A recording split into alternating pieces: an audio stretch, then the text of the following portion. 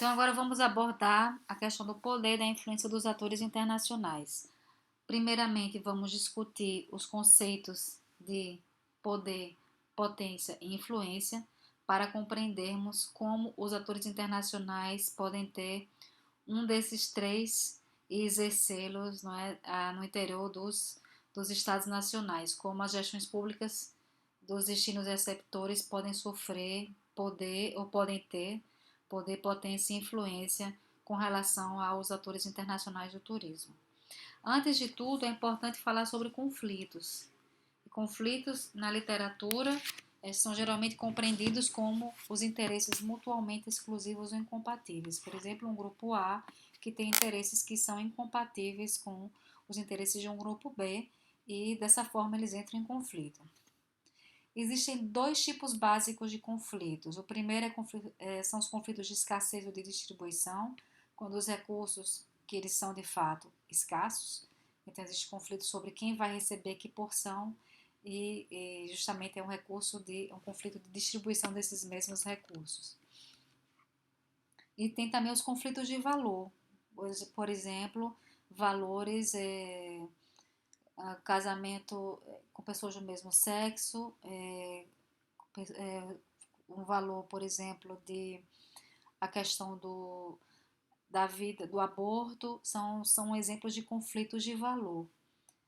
Dentro desses conflitos de valor, temos também os tipos de conflitos ideológicos de fundo totalitário, que são conflitos gerados quando um partido político que assume o poder tenta impor a sua visão de mundo sobre o resto da sociedade, ou que suprime minorias, então oprime, na verdade, minorias políticas. Então, isso também são tipos de conflitos de valor do tipo ideológico de fundo totalitário.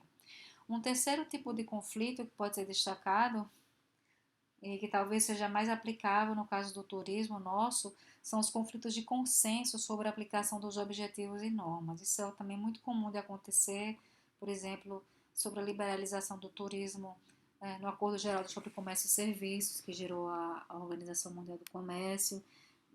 Tem também um artigo que vamos ler de Brent Lovelock, Porque é Bom Ser Ruim, o papel do conflito para contribuir para o turismo sustentável nas áreas protegidas, que também vai falar muito sobre esses conflitos do terceiro tipo, que são sobre a aplicação de objetivos e normas.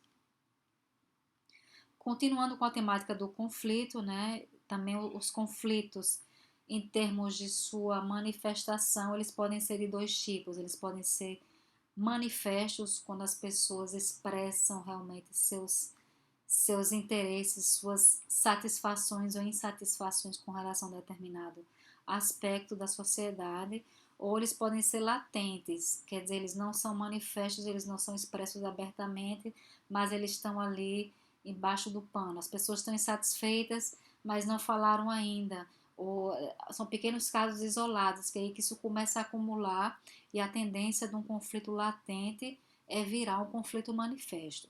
Existem conflitos latentes praticamente em todos os destinos turísticos, porque sempre vão ter grupos que vão estar insatisfeitos porque não vão estar participando da forma como deveriam da atividade, dos benefícios gerados.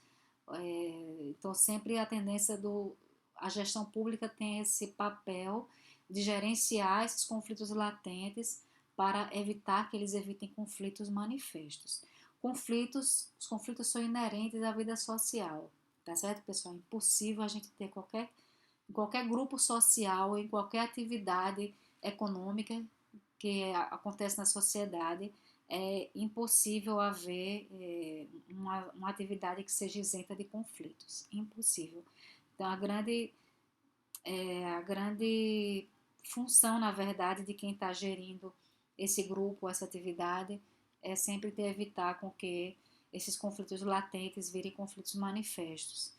Essa questão do conflito ser inerente à vida social é uma visão marxista, né? Que Marx dizia que em todas as eras sempre há uma luta de classes e que começa de uma forma assim muito branda, muito pontual, e que isso começa a ganhar mais volume e vai acabar gerando uma classe que está dominada por outra, ela vai antagonizar, ela vai acabar sendo a classe dominante, e assim que as eras vão se sucedendo, as formas de produção também vão se sucedendo, não é?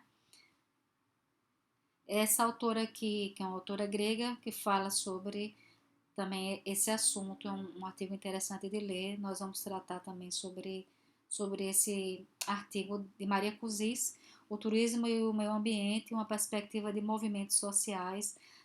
Vai tratar muito dessa parte de conflitos e interesses econômicos e não econômicos que são representados pelas mobilizações dos residentes ligados ao turismo. Então, existem vários protestos que ocorrem no mundo todo sobre aparentemente contra o turismo, e ela até vai desmistificar um pouco isso. Ela vai dizer, não são contra o turismo em si, mas são conflitos sobre aplicação de normas, não é? Ou conflitos sobre distribuição de recursos.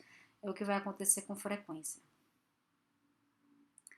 E aí também destacando que algo que a gente vai falar mais adiante sobre os imperativos mundiais de turismo, que são também ideologias políticas do turismo difundidas em nível internacional e que levam também a esses conflitos, que ajudam a difundir ou até mesmo a transformar um conflito latente em um conflito manifesto.